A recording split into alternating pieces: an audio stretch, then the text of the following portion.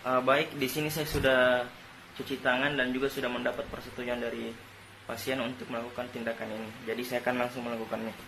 Pertama kita lakukan pemeriksaan motorik. Pertama kita nilai bentuk ototnya. Apabila normal kita katakan normotrofi, apabila kecil kita katakan atrofi, apabila besar kita katakan hipertrofi. Selanjutnya kita menilai tonus ototnya. Tonus ototnya kita lakukan seperti ini di bisepnya. Lalu kita fleksi ekstensikan bergantian. Sembari melakukan ini kita nilai apakah normal atau tidak. Jika normal kita katakan normotonus, jika lemah kita katakan hipotoni, jika ada tahanan kita katakan hipertoni. Kita lakukan pada kedua lengan.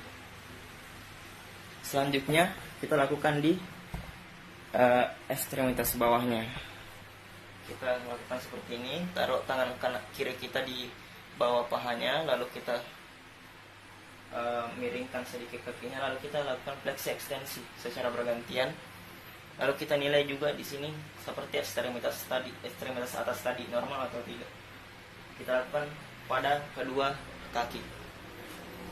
Selanjutnya setelah itu kita lakukan lagi penilaian kekuatan otot.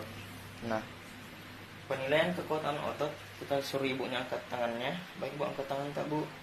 Lalu kita berikan tahanan pada tangannya.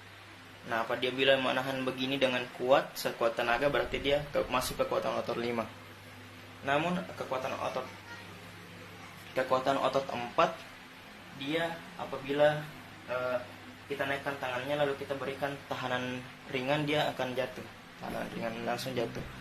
Lalu yang ketiga, dia tidak dapat melawan gravitasi. Kita suruh angkat tangannya, langsung jatuh. Meskipun kita belum kasih dia tahanan. Lalu yang kedua, dia tidak bisa melawan gravitasi, tidak bisa mengangkat tangannya, hanya memiringkan tangannya seperti ini. Jadi kita suruh saja ibunya menurunkan tangannya. Bisa kita turunkan tangan tak? Ya. Lalu yang tahanan otot 1 yaitu minimal, kita lihat di jari-jarinya. Kita suruh ibunya menggerakkan jari-jarinya. Nah, itu tahanan kekuatan otot 1 minimal. Lalu yang terakhir kekuatan otot 0, artinya tidak ada gerakan sama sekali yang dapat kita lihat. Nah, sebaliknya kita juga lakukan di ekstremitas bawahnya. Seperti tadi ekstremitas atas, bisa kita angkat kaki kita ke atas.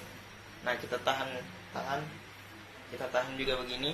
Kita nilai kekuatan ototnya dari 0 sampai 5. Seperti tadi ekstremitas atasnya. Begitu pula kita lakukan pada kedua kaki juga. Nah, selanjutnya kita melakukan pemeriksaan refleks fisiologis. Refleks fisiologis kita lakukan pada tangannya, ekstremitas atas dan bawah. Kita pertama lakukan di bisepnya. Kita taruh tangannya ibunya di umbilikusnya, lalu kita nilai di tendo bisep brachinya, lalu kita ketuk. Kita rasakan apakah ada kontraksi atau tidak.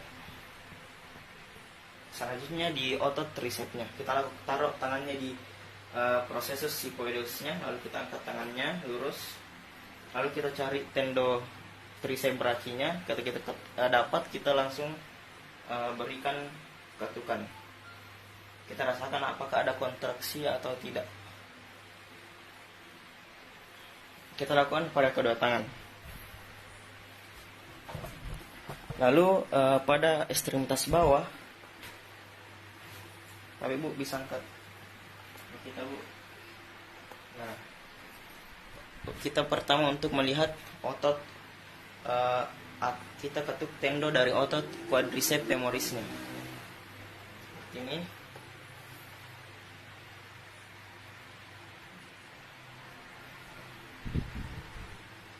Nah, kita nilai apakah ada kontraksi atau tidak, atau pergerakan pada otot quadriceps femorisnya.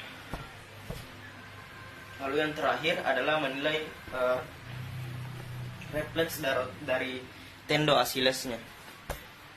Nah, kita di sini lipat sedikit kakinya, lalu kita dorsofleksikan, lalu kita fiksasi agar tidak mengganggu, lalu kita tutup tendonya. tendoasilesnya. Nah, lalu kita lihat pergerakan dari otot gastrocnemiusnya, atau apakah ada kontraksi atau tidak. Selanjutnya kita lakukan refleks patologis. Refleks patologisnya itu kita lakukan seperti ini.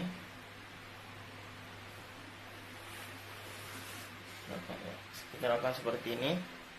Lalu kita lakukan dulu Hoffman, tes Hoffman. Kita kasih gini, tapi tidak dalam menyakiti. Lalu kita sambil memerhatikan jari-jari lainnya apakah ada pergerakan juga atau tidak ketika kita menjepitnya seperti ini. Nah, lalu kita lakukan lagi tes Stromer. Tes Stromer kita lakukan seperti ini.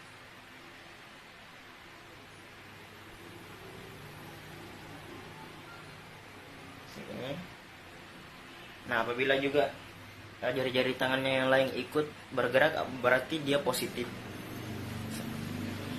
Nah, selanjutnya kita lakukan tes funnel. Kita lakukan dulu tes tunnel, lalu funnel.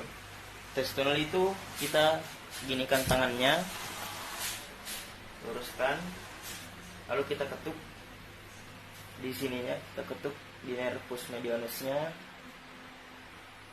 lalu di telunjuknya sampai ke atas. Nah, apabila ada rasa kesemutan atau kebas atau seperti tersetrum pada jari 1, 2, 3 dan setengah 4, maka dia dikatakan positif. Selanjutnya tes funnel, bisa duduk Bu. Tes funnel bisa kita kasih gini tangan tak Bu. Nah, kasih gini Bu, kasih gini. Nah, ya, kasih gini tangannya, lurus, kesini lurus. Nah, kita lakukan selama 1 menit. Apabila tidak ada dirasakan kebas, kesemutan atau seperti tersetrum, berarti dia negatif. Namun jika ada berarti dia positif. Nah, apabila tes tunnel dan funnel ini positif, dia gangguan pada nervus medianusnya dan penyakitnya biasanya itu CTS atau carpal tunnel syndrome. Baik Bu, sudah Bu. Terima kasih Bu.